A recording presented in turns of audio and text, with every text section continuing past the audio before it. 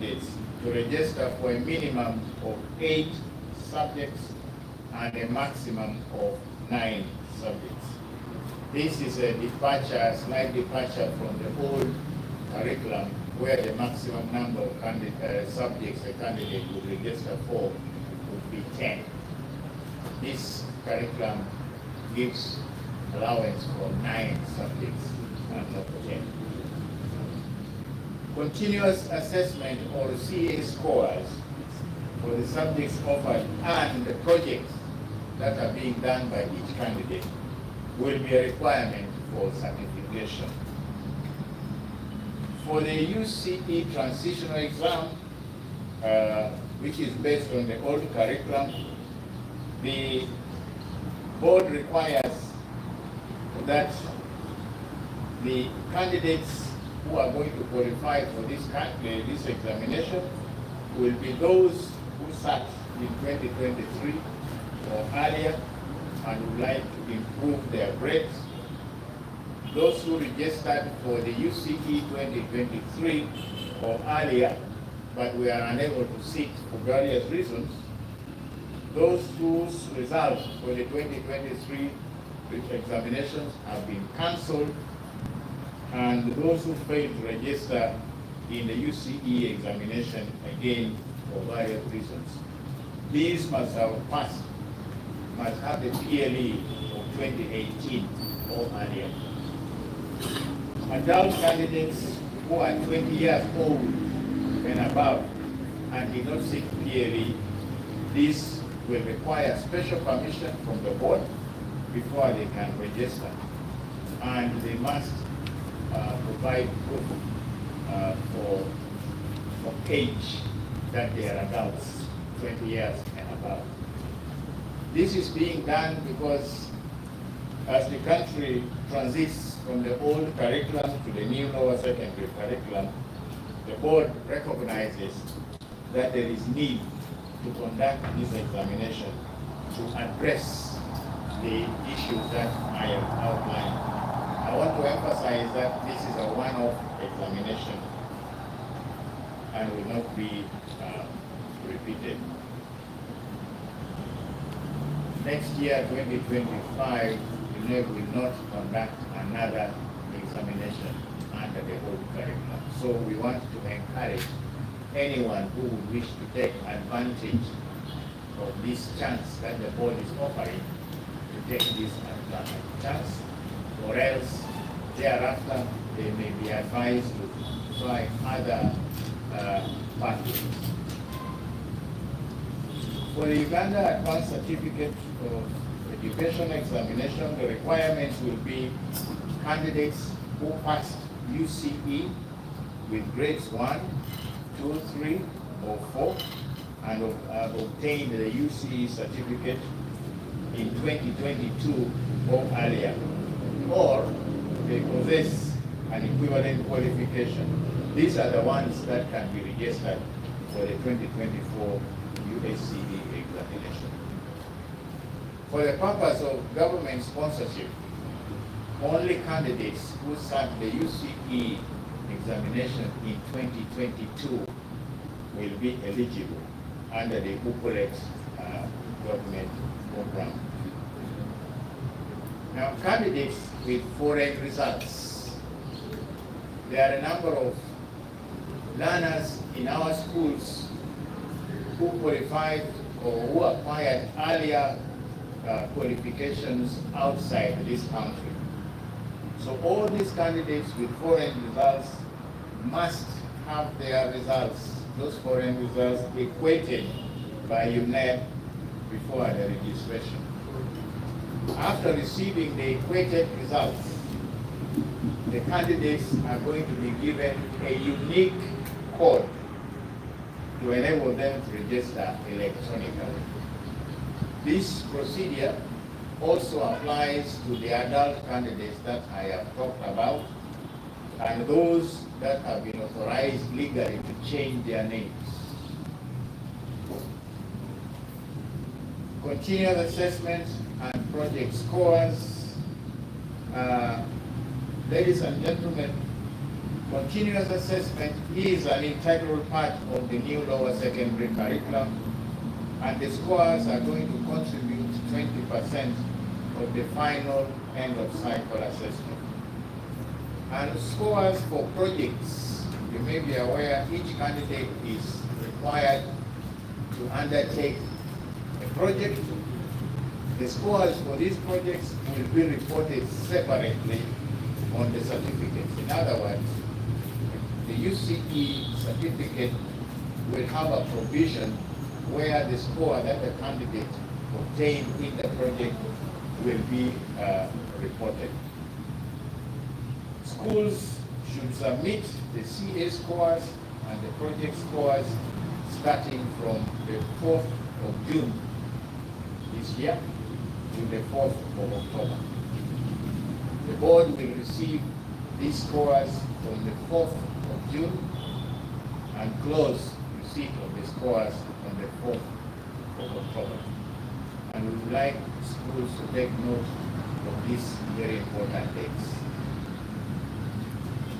To facilitate the process of the submission of CA scores, the board is currently training teachers of all secondary schools in competency-based and continuous assessment skills, as well as the skills of collecting assessment data as they teach, using a program that the board has developed in-house, which we call Assessment Management Information System, or AMIS.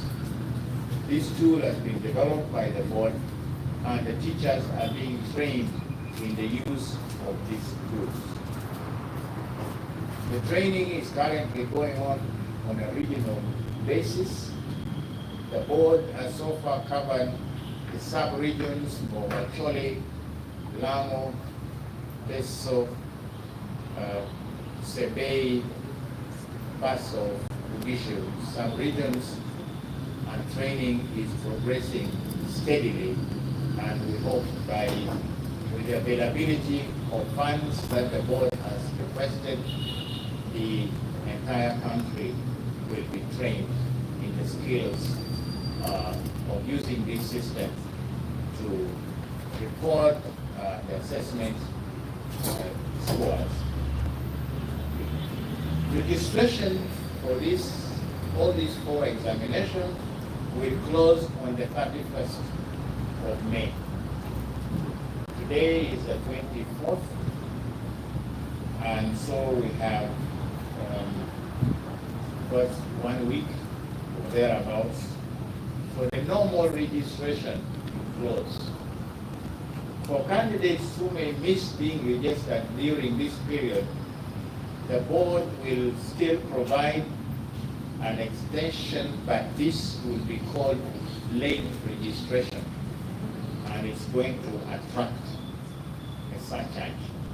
So we would like to encourage all heads of examination centers to take advantage of this and register the candidates within the next 7 days.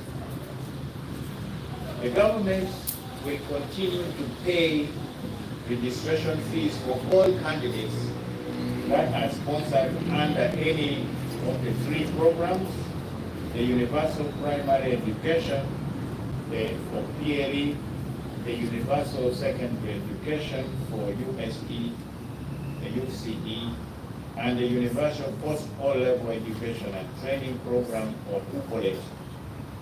Heads of these centers are advised to ensure that they submit the registration data of their candidates during the period of normal registration, as I have said earlier.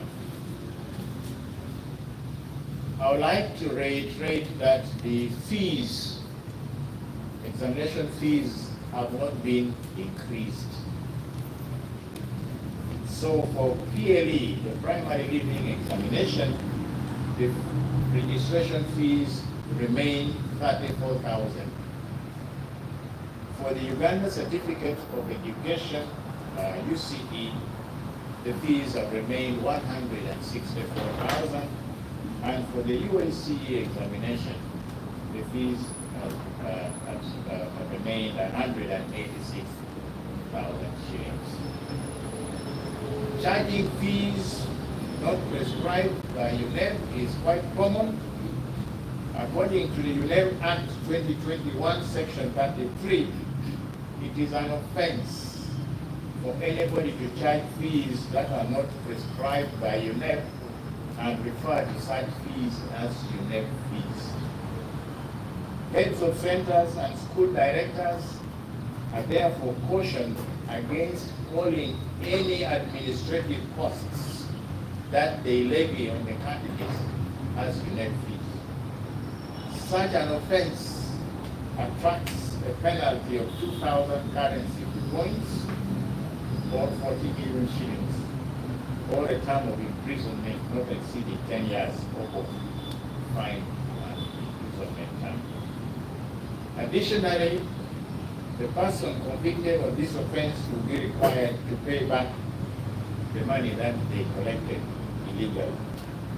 The board will proceed to take other administrative measures against the school, including withdrawal of the examination center. And if the person convicted is a registered teacher, other penalties will also be, other sanctions will be applied, including deregistration of such persons according to the regulations of the profession. I want to encourage those parents or members of the public that are aggrieved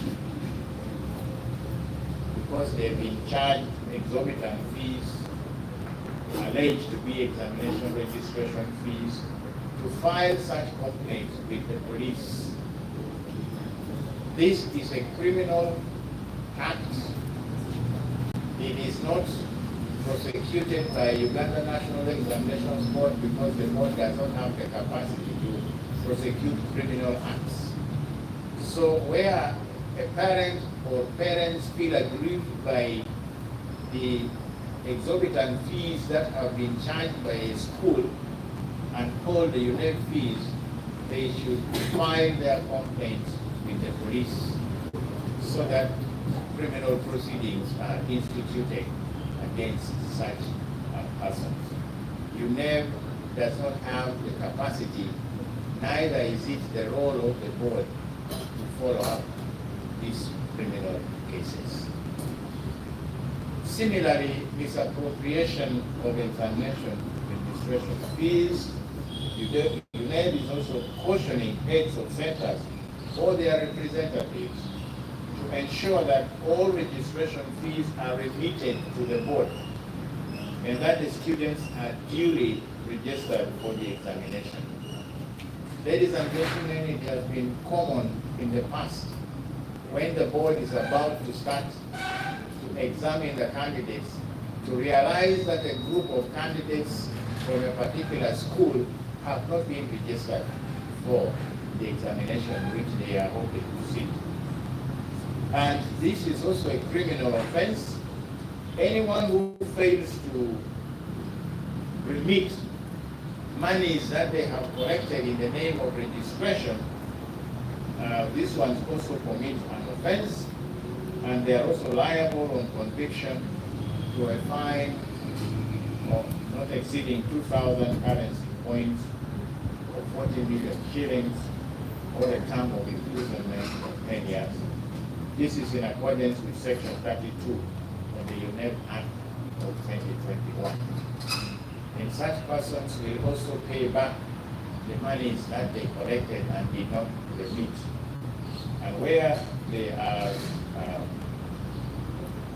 registered teachers, they may also be deregistered in accordance with laws regulating teachers. Registration of private candidates labeled as government-sponsored candidates. This is also a common activity or offense that is being committed. Heads of government-aided schools are put on notice, therefore, not to register private candidates and to call them government-sponsored candidates. This is a fraudulent practice which causes financial loss to government. And any head of examination center or the school director that will be found indulging in this practice shall pay twice the amount of money that they have defrauded. And relevant laws on dealing with fraud will also be applied on such persons. The examination center definitely shall be withdrawn. Display of candidates registers. The UNED Act 2021, Section 4, Subsection 2 requires schools and examination centers to display the register of candidates that have been registered in a conspicuous place at the school notice boards some 2 months or 60 days before the date of commencement of the national examination. So heads of examination centers are hereby put on notice to ensure that at the end of the registration period, they make printed copies of the registration slip from the UNED portal and display this conspicuously so that candidates, parents, and any other interested person can check the registration status. It is the responsibility of the candidates, the parents, and heads of centers to confirm that the biodata of the candidates that they have registered are appearing correctly, and candidates must also verify the correctness of the details about themselves, particularly the spelling and the order of their names, the way they want these to appear in their records. The correct names, the correct spelling of those names, and if somebody has 2, 3 more than names, the order in which they would like those names to appear. The date of birth as prescribed in their birth certificates, and these should be in the order of day, month, and year. In some cases, you may find in some places they start off with the year, month, and then they end up with the day, or they start with the month, then the day, and then the year. For the purpose of Uganda National Examination Board registration, we want the date of birth to start with the day or date on which the person was born, and the month, and then finally the year. The correctness of gender. This sounds a small thing, but when the document, academic document, is eventually published and a man is appearing having F or female against their name or vice versa, it becomes a big matter. So we want at this point, when they are correcting, looking at the registration, make sure the gender is stated correctly, male or female. The right photograph. Ladies and gentlemen, slips, result slips and photographs now appear with the photographs of the owners. It is therefore very important to ensure that the photograph that is attached to each candidate is the photograph of that particular candidate. We are finding challenges when candidates return these documents because the photograph thereon belongs to another candidate within the school. This has been most common with primary schools which employ people they call service providers to do the registration for them. And these service providers do not know the candidates individually, so they may make mistakes in as far as attaching photographs to the registration forms are concerned. So during the period of checking the register, we would like to encourage candidates to ensure that the photographs appearing against their names are actually their photographs. And then finally, for the Uganda Certificate of Education and the Uganda Advanced Certificate of Education, we want candidates also to ensure that the subjects appearing against their names are the subjects that they have chosen to offer, particularly the optional subjects. At the end of the registration period, the Uganda National Examinations Board will make it possible for candidates, their parents, or guardians to check the registration status of their children by sending an SMS to 6600.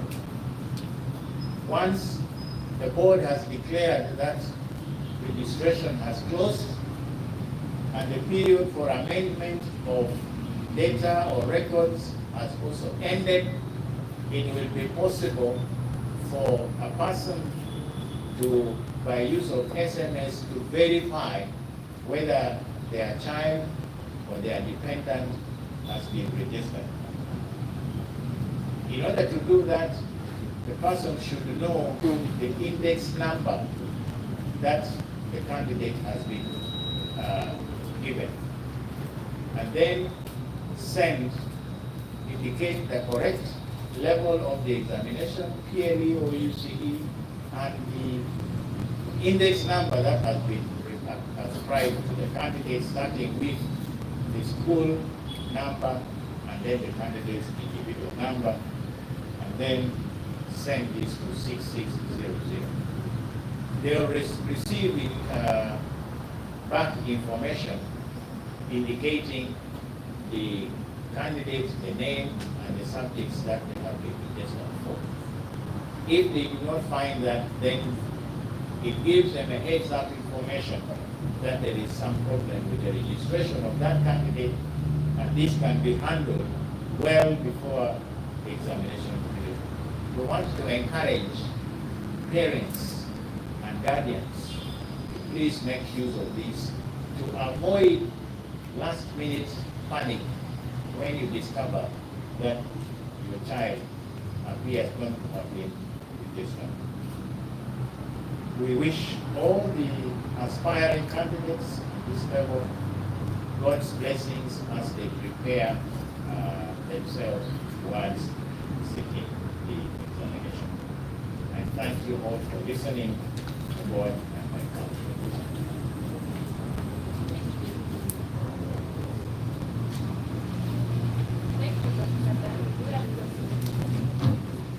Questions?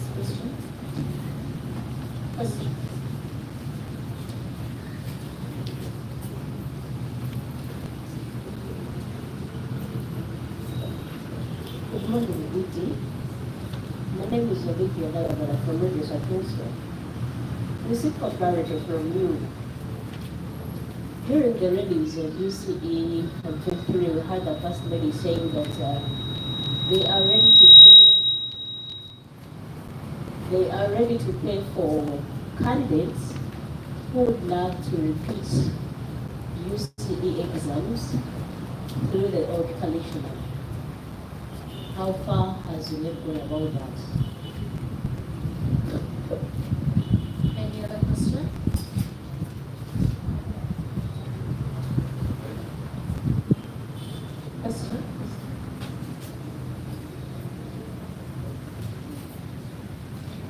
Thank you very much, Olivia. Indeed, the First Lady and Minister of Education made that offer that the candidates that are repeating this examination will be supported. The assumption is that these candidates are going to go back to their UCE schools where they were sponsored initially. by government as USE candidates. So any of these repeaters who goes back to the center where they sat, or another center which is benefiting from the USD program, will also be beneficiary of this program. This was a promise made by the Honorable Minister, and it will be kept. But if they go to a private center, they will have to pay for themselves. Thank you very much, ladies and gentlemen of Congress. Thank you, Dr. Ben. If you don't have any other questions, we request for a brief summary of your statement.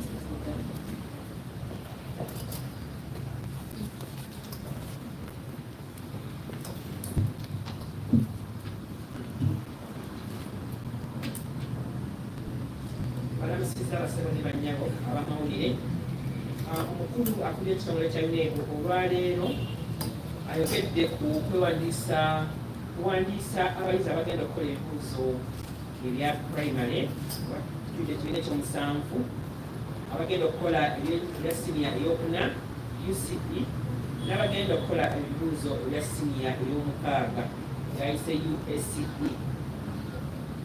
Tulagambye nti omwaka guno tugenda kukola ebibuuzo bya mirundi 4 era nga bwewulidde ebibuuzo ebya primary n'ebibuuzo ebya siniya eyokuna UCE nga bino bigenda kubeera bya mirundi 2. Waliwo abasiniya eyokuna abagenda okukola ebibuuzo mu curriculum empya gayise new lower secondary school curriculum, ate n'abo abagenda okukolera mu curriculum enkadde nga mu mitendera egyo ayongerera aginyumira bulungi era nga bwemunaawulira. Omuyizi agambye nti guno gwe mulundi ogugenda okusookera ddala UNEB okukola ebibuuzo mu nkola eya curriculum empya. Era n'agamba nti abayizi abanaakola ebibuuzo bino bali mu kwewandiisa. N'agamba nti abo abakola mu curriculum enkadde nabo bali mu kwewandiisa, kyokka nga abagenda okukolera mu curriculum enkadde baweereddwa omukisa guno gwokka, tugenda kubeera guno gwokka bagenda kuddamu kubikola. N'olwekyo n'agamba nti abo bonna bonna abandikaze okukola ebibuuzo bino bandigenze ne beewandiisa. Omukulu awadde ebyetaagisa okusobola okwewandiisa mu curriculum empya ne bayise new lower secondary school curriculum. Agambye nti omuyizi aneewandiisa mu curriculum eno empya ateekwa okuba nga yayita ebibuuzo ebya primary, ateekwa okuba nga yafuna grade esooka, ey'okubiri, ey'okusatu awamu n'ey'okuna. Ate era ateekwa okuba nga yasoma emyaka 4. Kati abayizi bano abagenda okwewandiisa mu nkola eya curriculum eno empya, obudde bwabwe gye buli kubanga amasomero gabufuna butereevu okuva ku mutimbagano gwa UNEB. N'olwekyo tebeetaaga kukunoonya kyebuli, bajja kubanga amasomero gabulina. Wabula n'agamba nti abayizi bano bateekwa okuba nga beekakasa bulungi nnyo ennamba gye bagenda okwewandiisizaako, gyayise index number gye baatuulirako primary ey'omusanvu. Twagambye nti abayizi bano abagenda okukolera mu curriculum empya bagenda kubanga bakola amasomo 9 nga gegasinako obungi, galina kuba 9, kyokka tegateekeddwa kubeera wansi wa 8. Olwekyo 8 oba 9. Curriculum enkadde amasomo omuyizi abadde asobola okuwandiisa amasomero agawerera gali 10 naye kati kikyuseemu. Ayongeddeko n'agamba nti abayizi bano abagenda okwewandiisa mu nkola empya bagenda kubanga kitangaliza bulungi, bagenda kubanga bebo abayita ddala ebibuuzo bya primary. Ebyetaagisa okwewandiisa mu nkola empya, abeetaaga okwewandiisa mu nkola empya abawadde emitendera gyabo. Abayizi bano bateekwa okubanga baatuula UCE oba baatuula ebibuuzo bya siniya ey'okuna mu 2023 nsonyiweeko mu nkola enkadde abayizi abeetaka okuwandiisa mu nkola enkadde sempya bateeka okuba nga baatula siniya eyokuna mu 2023 ne baba nga baagibwa nga baagala kwongera kutereeza oba baagala kufuna obubonero obusingako obulungi n'abayizi abo abeewandiisa myaka emikadde wansi wa 2023 kugambe 2022 n'okudda emabega nabo bakkirizibwa okuddamu ne beewandiisa mu nkola eno enkadde. Waliwo n'abayizi obubonero bwabwe bwasazibwamu kugambe omwaka oguwedde ogwa 2023 oba emyaka emirala egy'emabega nabo bakkirizibwa okwewandiisa okuddamu okukola ebibuuzo mu kalikulamu enkadde. Waliwo abayizi nga baagwa mu bibuuzo bino ebya siniya eyokuna bakkirizibwa okwewandiisa naye bano bateeka okuba nga baatula mu 2018 emabega emyaka egy'emabega. Yiza agambye nti n'abayizi oluli muntu mukulu ayinza okuba nga tali mu ssomero naye nga muntu mukulu aweza emyaka 20 n'okweyongerayo asobola okujja neyewandiisa ku kalikulamu enkadde naye n'ateeka okufuna olukusa okuva mu kitongole mwennyini okuva omukulu wennyini mu UNEB bateeka okuleeta obukakafu nti baweza emyaka 20 n'okusukkawo basooka bakkirizibwa okwewandiisa nga abayizi abakulu mu kalikulamu enkadde.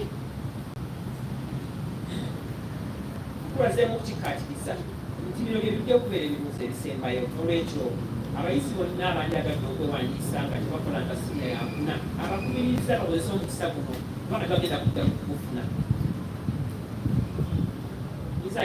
Omukulu alededde kuyeetagisa okwewandiisa ng'ogenda kukola siniya ey'omukaaga. Agambye nti omuyizi ateeka okuba nga yayita siniya ey'okuna n'agijja mu grade esooka, grade ey'okubiri, eyokusatu oba eyokuna era nga alina certificate okuba nga yatula 2022 okudda emabega. N'abayizi abakolera ebweru wa Uganda ayinza okuba bannayuganda obanga bannayuganda nabo basobola okujja newandiisa mu nkola eno naye nga ebibuuzo byabwe biteeka okuba nga UNEB erina enkola biteeka okuba nga bikubaganyiza n'omutindo gwa UNEB. Agambye nti gavumenti ejja kuddamu okuweerera okusasulira abayizi abakola mu nkola ya gavumenti ekirwa Ucolet naye ejja kusasulira abo bokka abaatuna mu 2022 ejja okusasulira emitemwa gya UNEB. N'olwekyo omukulu agambye nti abo abayizi abaatulira ebweru Uganda bakasi bannayuganda abalina ebiwandiiko nga byebweru bateeka okubireeta ne bitubaganizibwa n'omutindo tebayita equity era nga abayizi bano baweebwa akanamba ak'enjawulo tebayita ka koodi tebalina okukozesa nga beewandiisa.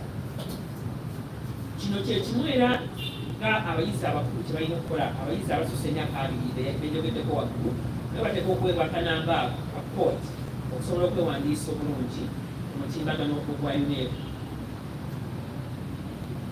Omukulu annyonnyodde ku kikwatagana mu ngeri obubonero obunaava ku masomero abasomesa bwe bakozesa mu kukola gye tuyita continuous assessment mu UNEB. Agambye nti enkola eya continuous assessment egenda kubanga esobozesa omuyizi okufuna obubonero 20 abasomesa babeera bakuŋŋaanyiza okuva ku ssomero. Obubonero buno bujja kuwandiikibwa wokka ku certificate omuyizi gy'anaakola. N'agamba nti nno omuyizi anaaba talina bubonero buno bwa continuous assessment oba abasomesa bwe bakuŋŋaanyiza omuyizi ono ng'asoma ajja kuba tasobola kubeera na bubonero bwonna awamu bwa UNEB, ajja kuba talina grade. N'olwekyo akubiriza amasomero okubaba nga bakuŋŋaanya obubonero buno okuweereza UNEB okubeera ddala nga ennaku z'omwezi 4 omwezi ogw'omukaaga era nga ekitongole kijja kusembayo okubufuna oba okubukkiriza ennaku z'omwezi 4 omwezi ogw'ekkumi omwaka guno. Ekyo amasomero galina okubeera nga yeetegeka bulungi okuweereza obubonero buno. Tubagambye nti nno mu kiseera kino ekitongole kiri mu kuyigiriza abasomesa okubawa obukugu obwetaagisa okusobola okuŋŋaanya obubonero buno bulungi n'okusobola okuweereza ku UNEB nga bakozesa enkola y'omutimbagano oba enkola yalimagisi. Waliwo enkola gyayise ya AMIS, Assessment Management Information System. Abasomesa bali kutendekebwa era okutendekebwa kujja kubeerawo mu masomo gonna mu Uganda.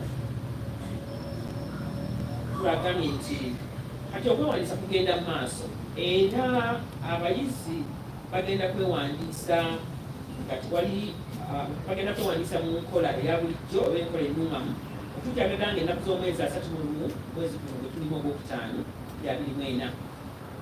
N'agamba nti singa wanaabaayo abateewandiisizza bajja kuweebwa omukisa okwewandiisa naye bajja kusasula obutambo kubanga bajja kuba bafuta obudde bwabwe mu budde obutuufu obw'okwewandiisa. N'agamba nti kyandibadde kirungi amasomero ne gawandiisa abayizi mu budde buno kubanga tusigazaayo ennaku mbale mubazi. Agambye nti gavumenti ejja kwongera okusasulira abayizi abali mu nkola eya UPD mutendera ogwa 7 era ejja kusasulira abayizi abali mu nkola eya USE mutendera ogwa siniya ey'okuna ate esasulire n'abo abali mu siniya ey'omukaaga ku mutendera ogwa operate oba mu nkola eya operate. So asabye abakulu b'amasomero bawandiise abayizi abali mu nkola eri mu budde bagane kugenda wabweru wa budde obwo kubanga bajja kuweebwa obutambi. Enkola yongeddeko nti ebisale ebyokwewandiisa tebikyuse biringa bwe byali omwaka oguwedde. Abayizi abasiniya primary ey'omusanvu bagenda kusasula emitwalo 3.4, abasiniya ey'okuna bagenda kusasula emitwalo 16.4, ate nga bo abasiniya ey'omukaaga bagenda kusasula emitwalo 18.6. Alabudde nti abakulu abamu ab'amasomero ne bannannyini masomero balina ebisale bye bawooza linnya lya UNEB ne babiyita ebisale bya UNEB.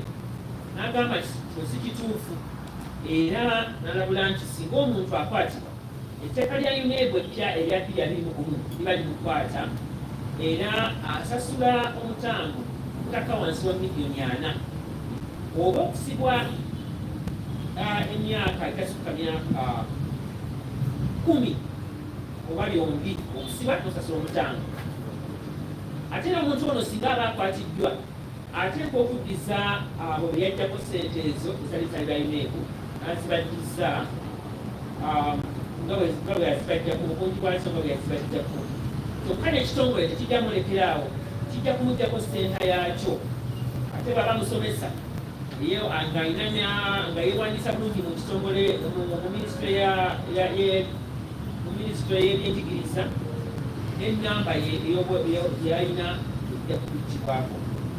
Akubiriza abazadde abafuna obuzibu mu mbeera eno okugenda okuwaaba ku poliisi.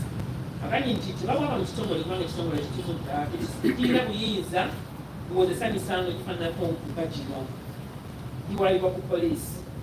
N'olwekyo abagambye bagende bawaabire abantu bano ababanyigiriza mu ngeri efaananako bweti. Era omukulu ayongedde okulabula abo abafuna essente ku bazadde ne ku bayizi ez'okwewandiisa mu UNEB ate ne bazoonoona oba ne bazibulankanya. Gambye nti mirundi mingi ekitongole kifuna abantu bano naddala nga tugenda okukola ebibuuzo ekiseera akasembayo nga abayizi baloopa nti baasasula ebisale bya UNEB naye tebabawandiisa.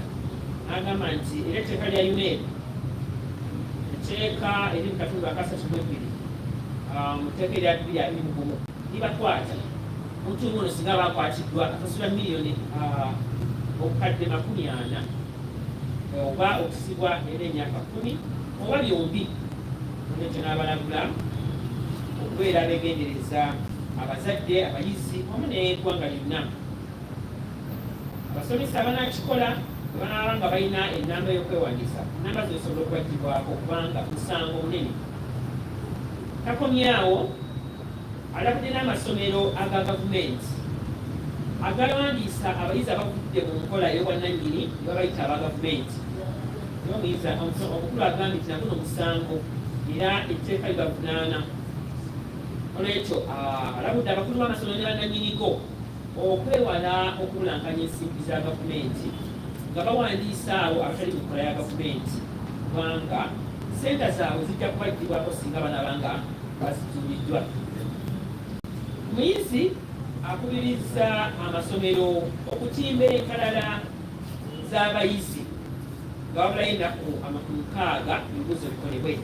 Kandi ekyo etteeka lya UNEP mu katundu akokuna akatundu akokubiri likubiriza buli muntu oba liwaliriza amasomero okutimba enkalala zino. Abazadde batere balabe ebyo ebyawandiikibwa ku baana baabwe. So abazadde bakubirizibwa nti singa enkalala zino ziba zitimbiddwa balina okugenda ne bakebera ebintu bino wammanga. Ekisookera ddala balina okukebera amannya g'abaana baabwe obanga gawandiikibwa bulungi era nga gasendekebwa bulungi. Si ekyo kyokka agambye nti balina okukebera ennaku z'omwezi zebazaalibwako, nga kino bakikola nga beeyambisa akapapula ketuyita birth certificate oba akapapula akalaga obuzaale bw'omuntu. N'agamba nti ekitongole kikkiriza enkola eraga ennaku z'omwezi omwana ze yazaalibwako, omwezi gwe yazaalibwamu n'omwaka. Eyo y'ensengeko entuufu omuzadde gy'alina okugoberera. Balina era okwetegereza obutonde bw'omwana obuwandiikiddwa. Bw'aba mulenzi agane kuyitibwa muwala kubanga nebintu biraba nga baliweereza ku UNEP, ate tumala okufulumya obupapula ne bakomawo ate okubitereeza. Si kituufu. Ekisembayo balina okutunuulira obufaananyi bw'abaana. Bwe kaba muyizi nga ye mukasa ate kugaane okubeera kafaananyi kannamukasa. Ku bayizi abasinga ey'okuna n'ey'omukaaga, abazadde n'abayizi bakubirizibwa okutunuulira amasomo omuyizi ge yeewandiisizza okukola. Kubanga emirundi mingi abayizi bawandiisa amasomero amakyamu ate okukola ebigezo bagamba ffe tebatuweereza bibuuzo. Mukulu asembeeyo ng'alaga engeri abazadde n'abayizi ne bannayuganda bonna okubaliza awamu gye banaasobola okutegeera nti abaana beewandiisira nga bakozesa enkola y'omutimbagano.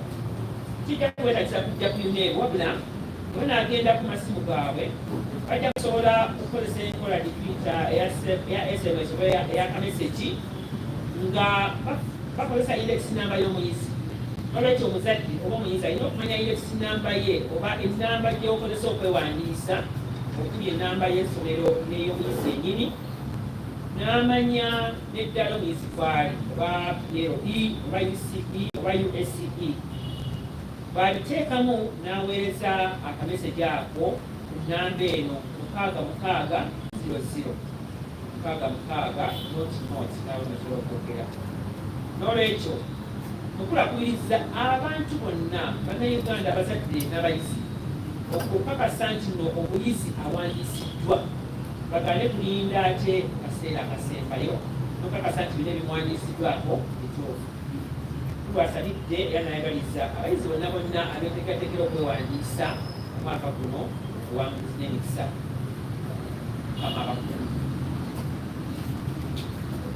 Thank you so much. I think we also request translation of the question. Yes.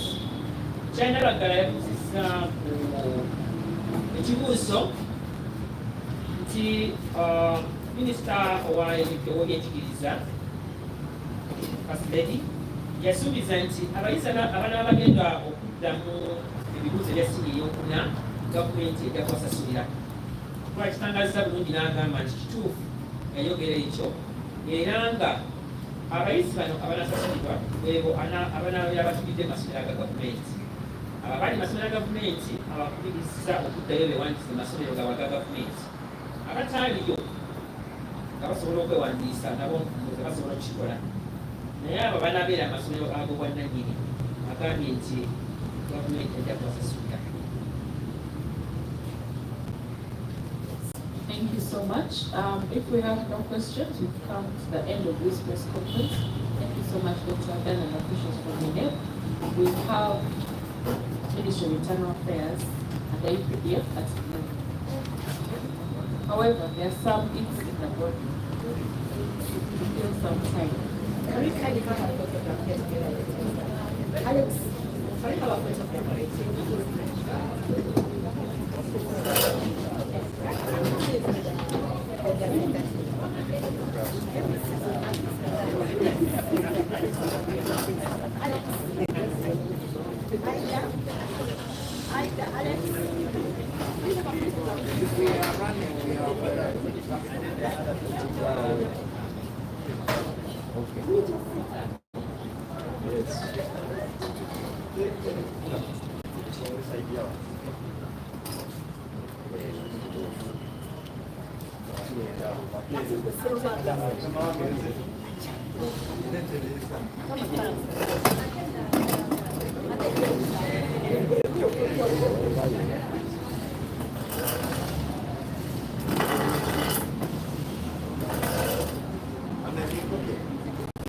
Maga vaio, seri maga doni. Maga vaio. Ruwayo neko yala kupa limuzo. Seri maga yala kupa limuzo.